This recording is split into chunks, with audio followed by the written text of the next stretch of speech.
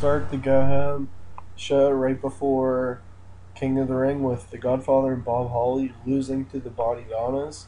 I did this as a way for the Body Donnas to get a win, and they're doing all right for how over they are and all that. After the match, the Smoking Guns, Billy and Bart, attack the Body Donnas, and they're gonna have a tag match at the next pay per view, King of the Ring, which is this week. Then 1-2-3 Kid versus Ken Shamrock ends with Ken Shamrock putting 1-2-3 Kid in the ankle lock.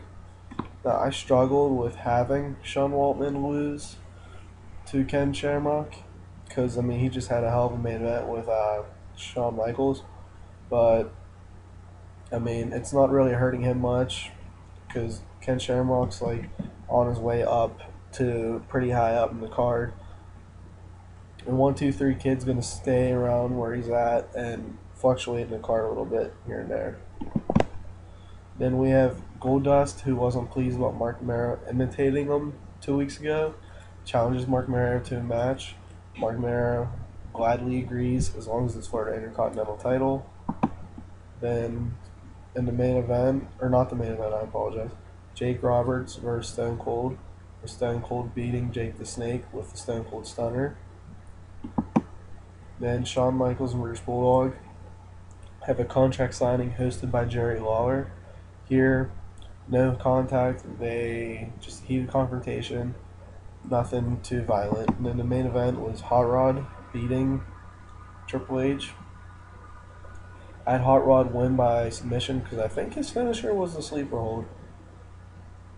Not really 100% sure on that. I think it was a sleeper.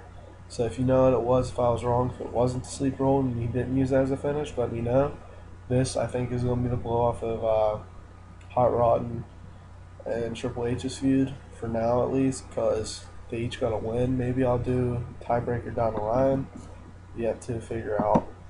Here we have another quality show. Like I said, the ratings are going up, but they're not. They're gonna be. It's good. 77's good. It's the card. You could see. Except the tag, everyone was on the show. Has plans going forward. If it's going up and down the card, let's see how we did compared to WCW Nitro. Here it showed just like a little thing talking about Roddy Piper. Thought that was cool. I was gonna read it, but it went too fast. Here, Nitro with Scott Hall getting his win back from Arn Anderson.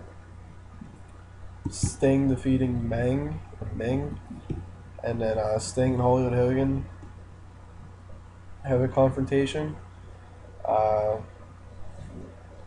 Ric Flair and Lex Luger have a skit. That's really the only thing to name.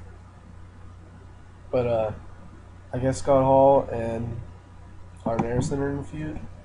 Let's see, sorry for clicking. It's Kevin Nash and Big Bubba Rogers, who I might sign when his contract is up eventually, or I might not. Lex Luger and Ric Flair storyline. Scott Hall's in a storyline with the Giant, who's their world champion at the time. So I don't see the point of having Scott Hall lose Arn Anderson and Ric Flair all the time. I think he has a record of 1-3, 2-2, something like that. And then Randy Savage and Hulk Hogan, which they've been pushing pretty well. But been there, done that. So here's going to be the next pay-per-view.